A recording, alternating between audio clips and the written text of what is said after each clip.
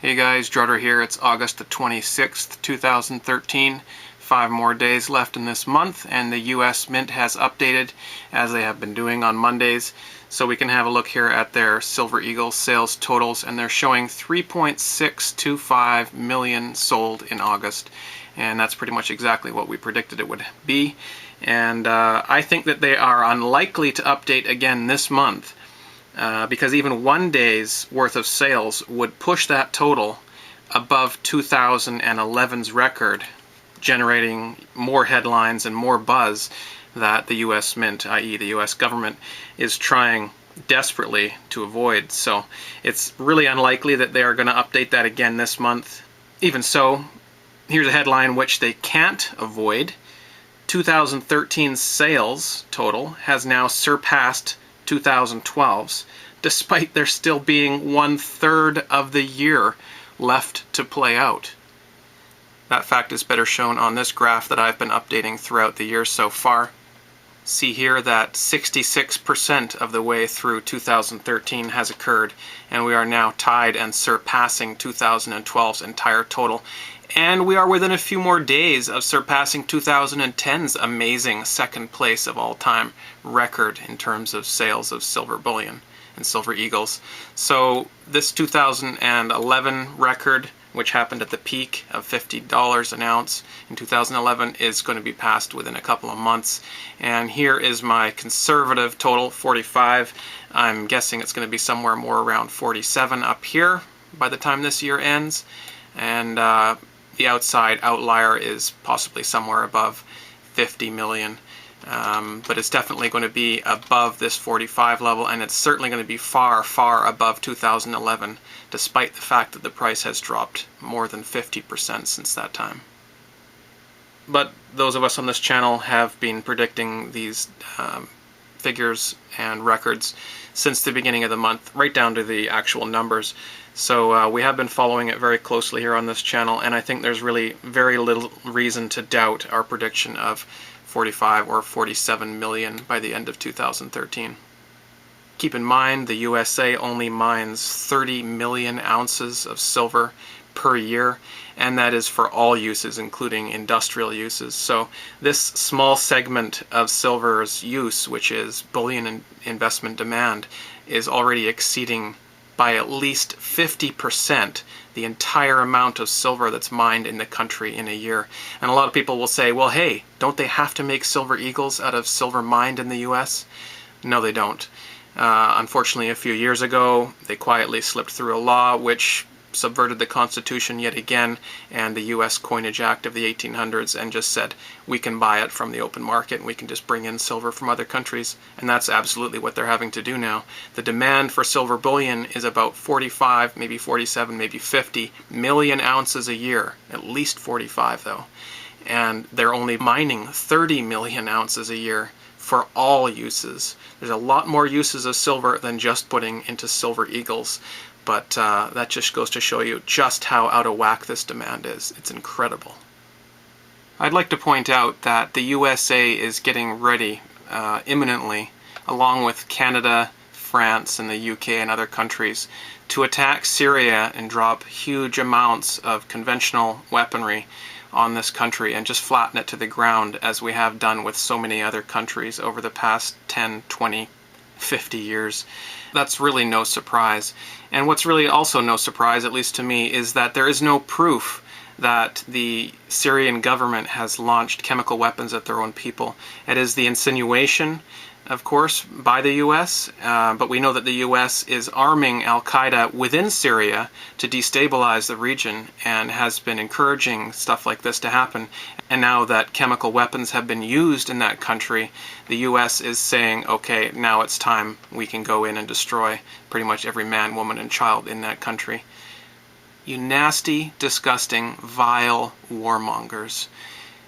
I'm beyond words. I'm going to do a separate video on this. It makes me sick to think of how many millions of people are going to lose their children, are going to lose their fathers, going to lose their moms. Just, it makes me want to throw up that this is happening again.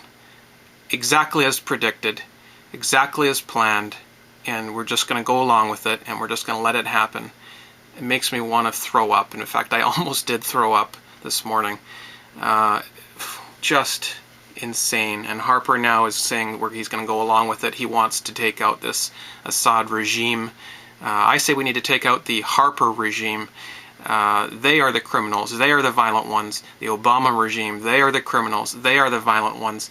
And I have another link for you here. Obama lays the framework for purge of online opponents.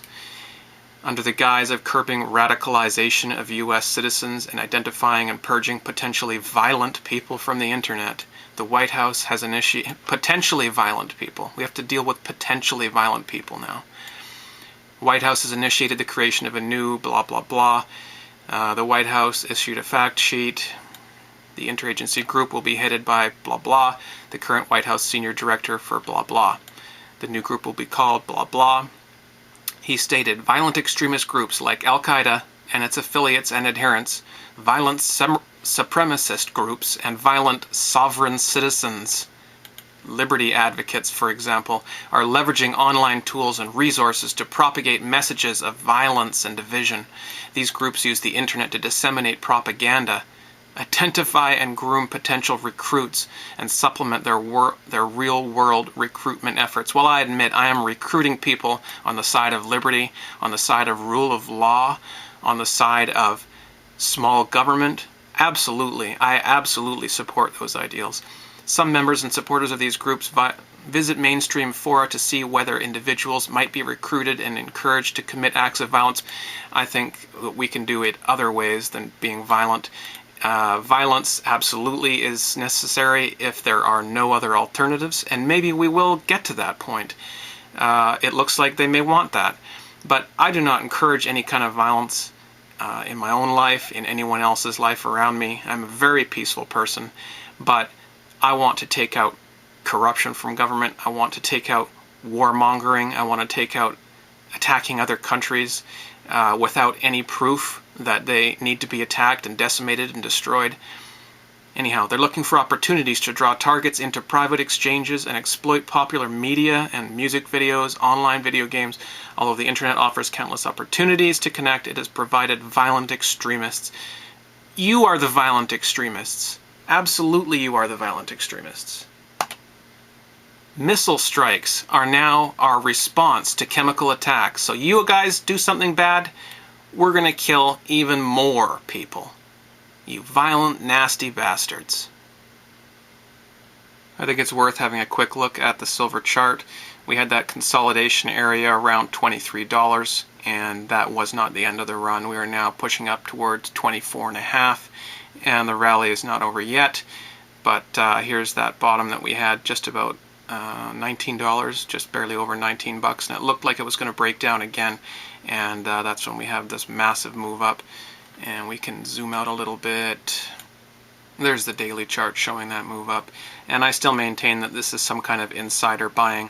I don't think this is just a technical move off of a low of $18. I think this is somebody knows what's going on. Somebody pushed the price down to 18 bucks, and now they want to buy up a large amount of silver.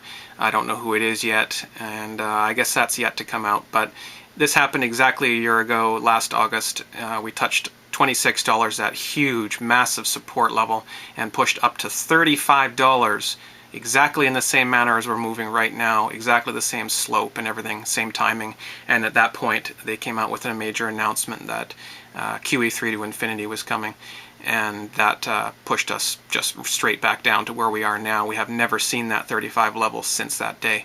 So I think that there's an insider buying going on right now, and I think that they will probably sell off once some kind of announcement comes, whether that be tapering, or whether that be more papering, or whether that be a debt ceiling increase, which now is being talked about, and they say that by October we need to have a debt ceiling increase, otherwise the US government is going to collapse.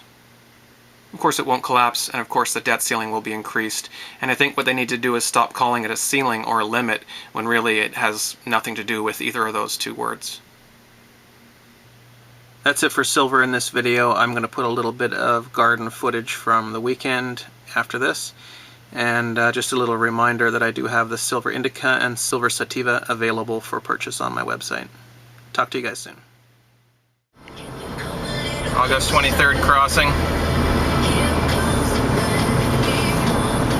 4:30 Friday afternoon. Pretty much clear again. A look at my tomatoes. First the Amish paste, and then I'll show you the Sweet 100s after that.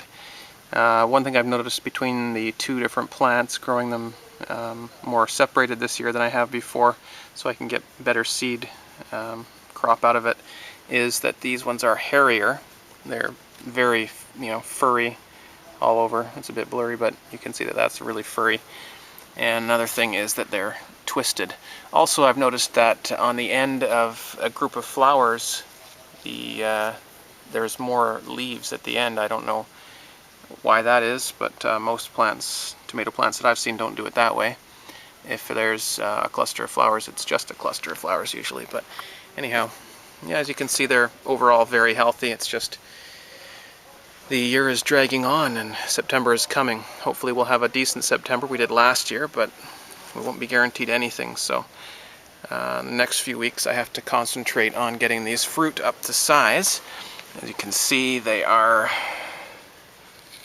still quite small. But if I have at least a few more weeks of sun, then I should have no problem getting these up to size. And then whether or not they can ripen on the vine doesn't really matter, because I can bring them inside and ripen them that way. It works out pretty well. Looks like progress to me. Counting 26 in total if they all open.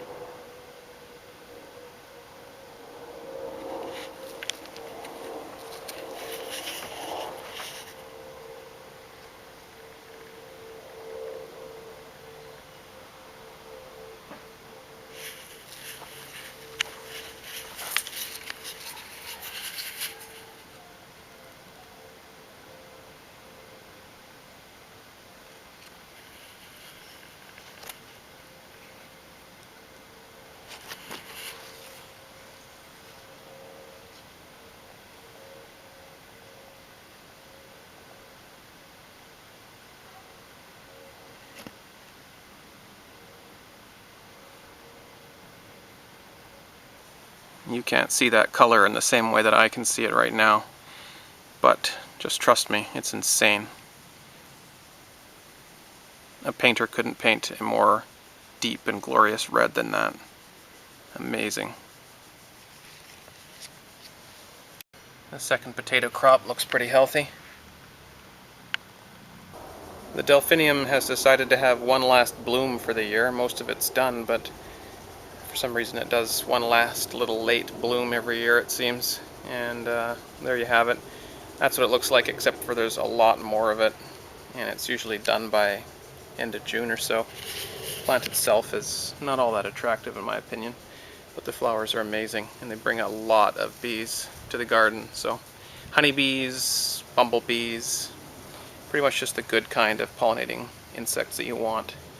And I will be harvesting some of those delphinium seeds in the next little while, and then I'll give them away probably when I do tomato seed giveaway again, probably January or February. There they are, little cups. Can't really hold it steady enough, but I think you can see all the seeds there. Smell this sweet pea. Okay, you sniff when I tell you to sniff. Okay, ready? Sniff. You won't be able to see this, but I'm about to feed the tomato plants. It's several scoops of that dark stuff at the bottom. That's mushroom manure. And then a bunch of scoops on the right-hand side there of compost, well composted kitchen scraps and stuff, garden waste and kitchen scraps. Bunch of eggshells and stuff, and on the left that white stuff is lime, and tomatoes love all that stuff, so I'll just mix that together. Oh, there's mosquitoes everywhere right now. Wrong time of night to be doing this. Mix that together with some water, and then dump a couple scoops at the bottom of each tomato plant, and then water that in over the next few nice days. Anyway, I'll take a picture of it so you can actually see. Sunday, August the 25th, and I'm headed over the Alex Fraser Bridge. This is the only bridge I haven't shown you guys in my series on bridges and security industrial complex and whatnot. So I'm heading over the bridge. It's Sunday afternoon, and I'm just going to be looking for cameras and license plate readers, but I don't believe this bridge has a lot of that. It was built about 20 years ago, and it's the new style of bridge, as you can see. And there has never been any problem with this bridge, and there's still no toll on it. See some cameras right there, license plate readers there. Yeah, but this bridge is the only bridge operating in the lower mainland of Vancouver today. So this is the only bridge that you can use to get over the Fraser River today that doesn't have a toll on it. So the Patullo Bridge is closed once again this weekend, and there we have it. Even with the extra traffic from all the other bridges being closed or tolled, that bridge was not too bad.